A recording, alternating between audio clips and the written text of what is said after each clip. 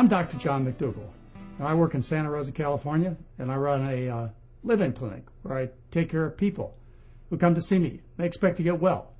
And one of the problems they come with is diabetes. I would say at least 10% of our people have diabetes. Type 2 diabetes is what we're talking about. And they're on a bag full of pills to lower their blood sugar or insulin shots to lower their blood sugar. The first night I meet with them, I tell them, you must stop all your diabetic pills and most or all your insulin.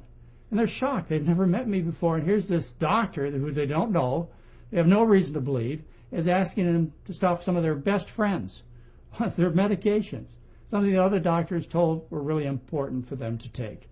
Well, if they don't do it, unfortunately what happens is too many of them end up with a real low blood sugar, and as a result they end up falling down, passing out from too low of a blood sugar. That can be a real danger. So I have to try and get this very important message across to them that they need to get off their pills so they don't become hypoglycemic when we change them to a diet that makes everything work better, including their insulin. And most of them listen that first night.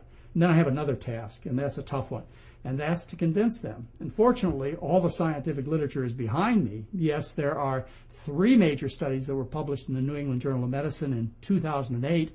They are the ACCORD, the ADVANCE, and the Veterans study that show that if you aggressively treat type 2 diabetics with pills and insulin and multiple blood tests, the consequences are that they do poorly. That's right. In fact, in the ACCORD study, they had to stop it a year early because it increased the risk of death and heart attacks in those that were aggressively treated.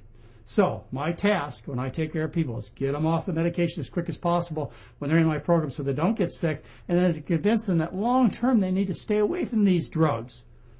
And even better yet, they ought to cure their disease, and they can do that by the right diet, a bit of exercise, and associated weight loss. I'm Dr. John McDougall.